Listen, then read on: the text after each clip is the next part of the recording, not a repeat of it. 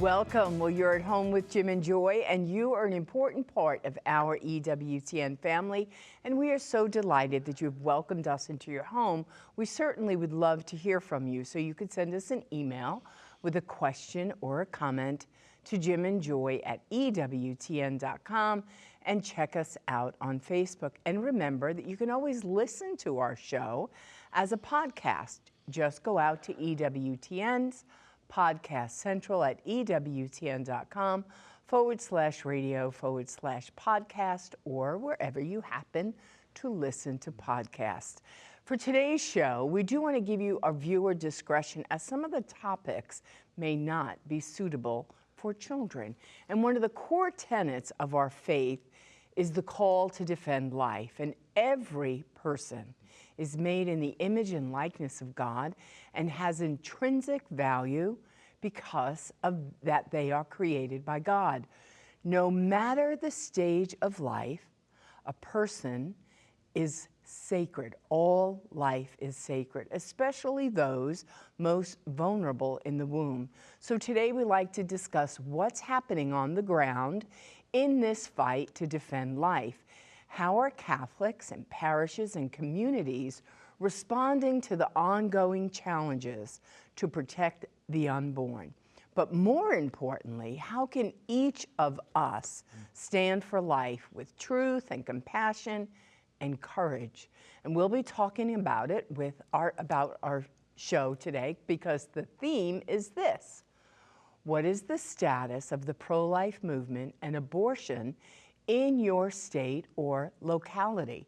Please give us a jingle at 1-800-221-9460. If you are calling and you are outside North America, you can reach us at 205-271-2980. And we'd like to share with you, we heard from the missionaries of the poor, and we'd like to take a moment to speak to you all about a very important message from Father Richard Holung, who is a good Catholic friend of the network, and we've had him on our show many times. And he leads the missionaries of the poor, and he's reached out to us for help. The recent hurricane in Jamaica has devastated the community of Jamaica, including the headquarters of the missionaries of the poor. If you could please help their amazing mission in helping the poor, please go to missionariesofthepoor.org to find out more and to donate. Also, please keep the missionaries of the poor in your prayers, as well as all of the people that have been affected by the hurricane in Jamaica. Well said. And so the question for the day again that Joy mentioned is, what is the status of the pro-life movement and abortion in your state? Anything you want to share at all regarding that, any aspect of the movement? Some of it might be very encouraging, some of it might be very sad. Because there are states throughout our country that have abortion right up to the time of birth. You might be in one of those states. So what's happening in your community? Be sure to give us a call. We'll be right back. Plenty more to come. Please don't go away.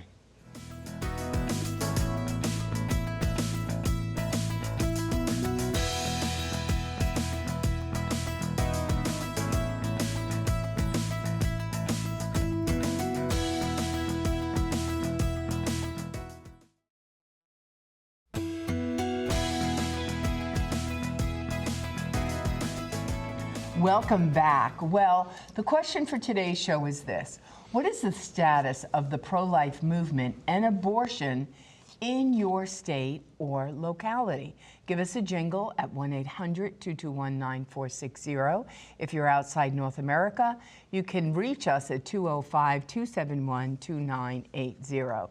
So on June 22nd in 2022, the law of the land of Roe versus Wade fell, and the abortion laws went to the states, and everybody's state responded. And so we in Alabama, we already had a law set up on our books that when Roe fell, that from the moment of conception, life was to be protected. And so we didn't have to go do the heartbeat law or any other thing.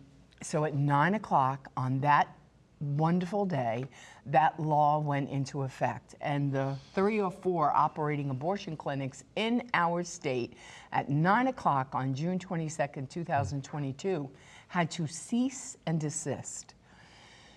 So, did girls stop having abortion in the state of Alabama? No. So everybody was scrambling, where am I going to go? Everybody lives on their phone. Girls were coming to our center to get pregnancy tests and ultrasounds, but then they wanted to know where they could go to have their abortion.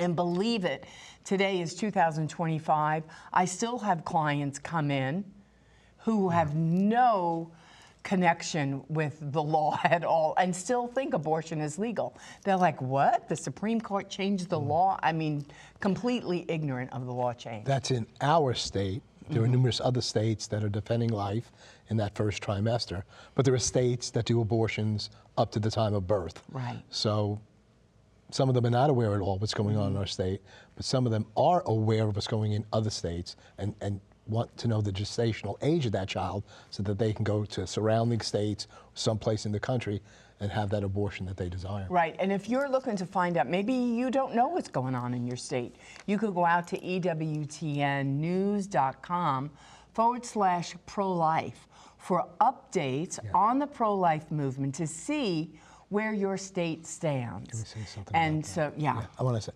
that's an excellent site. It's an updated site, EWTNnews.com/pro-life, because they've, things flex a little bit in the states. 50 states, what's going on in each state, and just a quick summary of some of the things that are said there. There's 19 states that have some degree of restrictions through the first 3 months.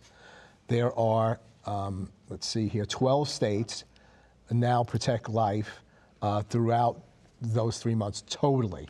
Okay, so 12 states are doing that.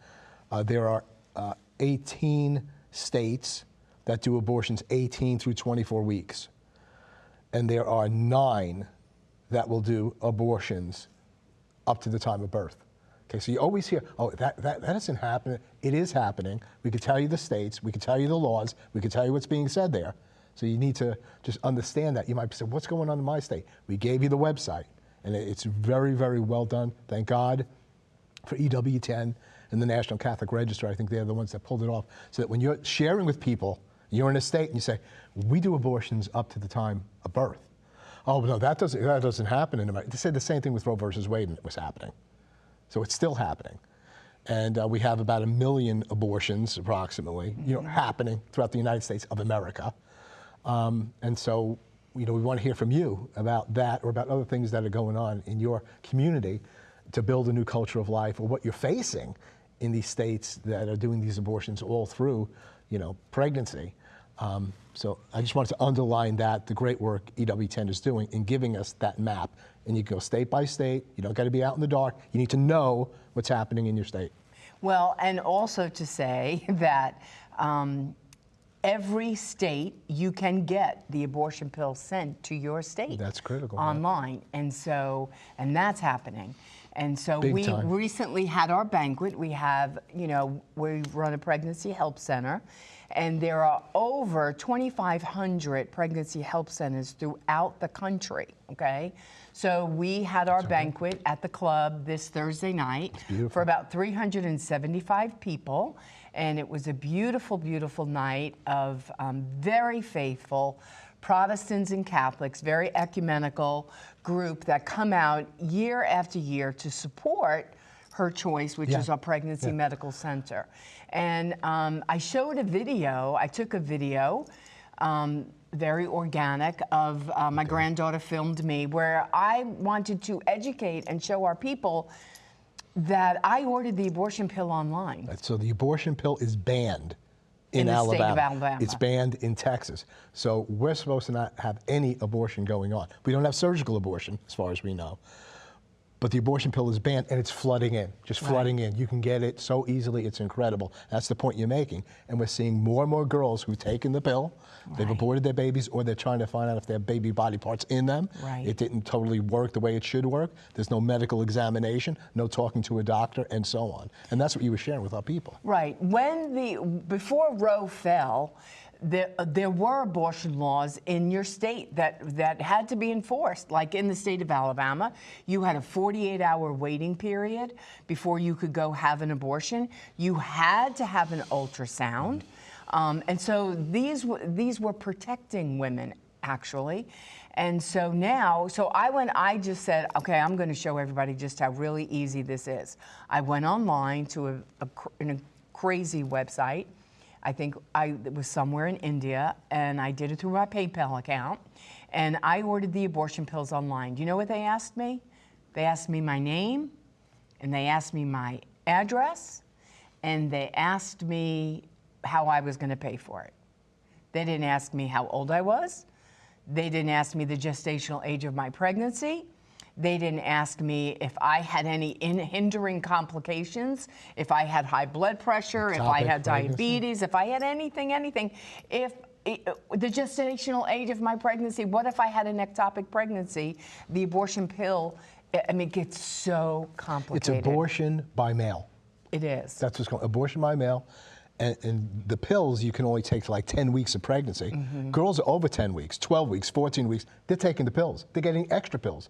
They're medicating themselves like they're doctors. Right. And so what happens then is back in the day, you would go to the abortion clinic to maybe see a doctor and get the abortion pill ultrasound. And get your ultrasound. None of that's happening anymore. So your home, you become the abortionist.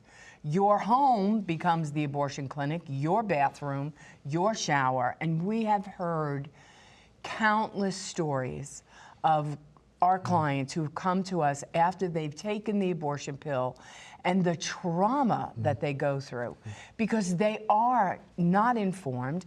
They don't have medical guidance all along the way. No instructions came with the pills. No instructions, not when should I take them, how long should I wait before I take the next set of pills, nothing. It was nothing. And then, we did have one of our clients that previously had bought the abortion pill through another aid online that she did. And then she told us that she bought the abortion pill, but she came to us before she took the abortion pills because she wanted to know exactly how far along she was. So we said to her, well, you're this far along. I think she was like 6 or 7 weeks. And we encouraged her not to have the abortion and to give us the pills, and then we would pay her the money she was out. So she said, okay, so she brings us the pills. And do you know, in that set of where she got the pills from, they did give her instructions. They did tell her what she could expect. And then they even wrote her a little note. And on the little note, they said to her, you got this, girl. And here, this girl was devastated. She was afraid. It was complicated, as it always seems to be complicated in unplanned pregnancies. And so, but we had to educate. You have to lead, you have to guide, because there's such an increase. There's a 22% increase of girls from trauma, from complications, from taking the abortion pills that are flooding the emergency rooms all over our country. And it's also why it's just so important. Post-abortion healing is so important. We do that at our center. Other people do it. We work with Rachel Vineyard Retreat Weekends all over the country, different parts of the world. Because this is about not just a woman making a decision about it, it's about the country that allows such things. And can allow women to be exploited like this. It's so incredibly, I mean, just the process is so dangerous for the life of the mother. It's incredible. And we love them both. We love the mother, we love the baby, we love the mother after she's had an abortion, and we try to give her hope, help, and healing so that they can be healed up as best as they possibly can. But this is horrific. Horrific. And this is in a state that's banned abortion. That's banned abortion. And so we're seeing all this, plus we see other people who do come, and they're not interested in the pill. They're now 12, 14, 16, 18, 20, 24 weeks pregnant, and so on, and they're just trying to find out where they go. But we have opportunity to speak to them. Many of them are changing their minds and are choosing life. And these other places that are doing these things, they will pay for your abortion. Your abortion's free. It becomes an abortion spa event. Yeah. That's how they advertise it. And so the beautiful work that pregnancy help centers do is they empower the woman with all the truth that she needs, all of the resources to say, you're not going to do this alone. We are going to aid you and assist you throughout this pregnancy. And just this, we see over 800 clients a year. This year, we had clients that came to us that were abortion-minded, and 118 of them chose life. Right. So it's a beautiful thing, but we need to be able to be available to the people to say, our doors are open, come to us, we want to tell you the truth in love, we want to help you, we're not going to judge you, not going to condemn you. But the problem is when a woman has one abortion, if she doesn't heal, we will repeat what we don't repair. Say that again. We will repeat what we don't repair. So if she's had one abortion, and I had a client last week, took the chemical abortion and then got pregnant 3 months later, which is extremely common. First time she felt bad about it, but then she took it again the second time, and she said, you know, Miss Joy, I just didn't feel so bad the second time. And what happens, part of her dies. So there's a numbness that comes to her soul and her body and her mind and her spirit. And so even the recovery of the healing, that has changed. So this is very fluid. Yeah. Please pray for all of the pregnancy help centers and abortion recovery movements that are working in our country. I want to put a plug in for optionline.org. Optionline.org, you can go there, search that. It's for those that have had abortions that now are saying, that didn't help me, I need help, I feel ashamed, whatever, I've been injured. Go there. Support your local pregnancy medical center, optionline.org. Put in your zip code, they'll tell you where these places are. We're coming into the Christmas, support them. Support your pro-life work there locally. If there's a banquet, go to it and give to it. Because life, marriage, and the family, in the end, will prevail. We'll be right back, plenty more to come. Please don't go away.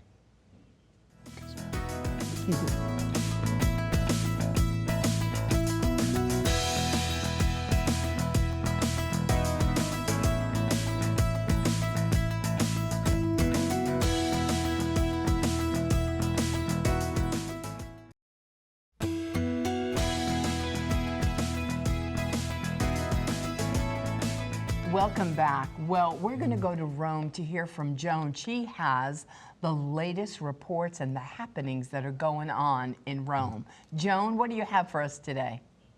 Well, greetings from Rome, Jim and Joy. And today, November 10th, is kind of an important day here because the Vatican documentary that's going to mark the six-month anniversary of Pope Leo's election to the papacy, the document is called Leo from Chicago. And it's premiering tonight at 6 p.m. in English, in English, Spanish, and Italian on the Vatican News YouTube channel. And it traces the life story, the family roots, the education, and the Augustinian vocation of one Robert Francis Prevost from his native America. And this is done through the voices of his brothers, John and Louis, and of longtime classmates and former teachers and Augustinian confreres. So should be fun, and tune in at that time, 6 o'clock here in Rome. Now let's look back a day. Yesterday, November 9th, was a very important day for the Holy Father, who went to St. John Lateran Basilica. Now this is his cathedral as the Bishop of Rome. And he celebrated Mass to mark the traditional feast day of the dedication of the Lateran Basilica on that very same day, November 9th, in the year 324 by Pope St. Sylvester I. And now years earlier, in 313, Emperor Constantine had granted religious freedom to Christians, and in fact, he donated the Lateran Palace, which was part of his wife's dowry, as the first basilica. And by the way, it was up till the 15th century that the Lateran was actually the residence of the popes. Now, pilgrims who enter the front door, if you look up, of course it's in Latin, but it says over the door, the most holy church of the Lateran, the mother and head of all the churches in the city and in the world. And Pope Leo yesterday told the 2,700 faithful at Mass, he said, the mother of all churches is much more than a monument or a historical memorial. Instead, a sign of the living church, built with chosen and precious stones in Christ Jesus, who is the cornerstone. And of course, as the Basilica, the Cathedral Church of the Bishop of Rome, the cathedra, this is the chair. It's inside the basilica, and it is in every cathedral, the chair that symbolizes the teaching authority of the Bishop of Rome, in this case, the Pope. Now let's go back another day yet, and Saturday, November 8th, a note from the Holy See Press Office told us that Pope Leo had received 15 survivors of clerical abuse in Belgium. He received them, quote, in a climate of closeness with the victims, of listening and dialogue, both profound and painful, that lasted nearly 3 hours, concluding with an intense moment of prayer. Now, according to the press office, also present were members of the Pontifical Commission for the Protection of Minors, and they're still working with authorities in Belgium on issues of safeguarding young people. So, and by the way, some of those present on Saturday had met with Pope Francis on his September 2024 visit to Belgium. So, on those notes, back to you. Joan, thanks so much for another wonderful report there. I did want to share with you, there were some pictures that were shown of our event, the banquet, and there was an image of a young lady that was sharing there. This is someone who had had an abortion previously. She came to us, we shared with her, loved on her. She chose life. She was involved in our parenting classes. And John Paul said that those who've had abortions, when they're healed up, they could become some of the most eloquent spokespersons on behalf of life. That's the baby that she birthed. She came here intending to abort. She came to us, and that's her little baby. I got to hold that baby up before the people at our banquet, and we just rejoiced in that life, because every life is so absolutely precious. So there's a lot of good news going on in centers like ours throughout the country, being the voice of the voiceless and help to those who are defenseless. Be sure to join us on Wednesday when we have TV host and best-selling author Megan Alexander on the show to speak with us about her newest book, The True Gifts of Christmas. The church preaches with dauntless fidelity to every generation, John Paul II says, the gospel of Jesus Christ, the gospel of life, the sanctity of every human being from womb to tomb and into eternity. You're an important part of this EWTN family. You're never alone. You're always at home with Jim and Joy. Bye now.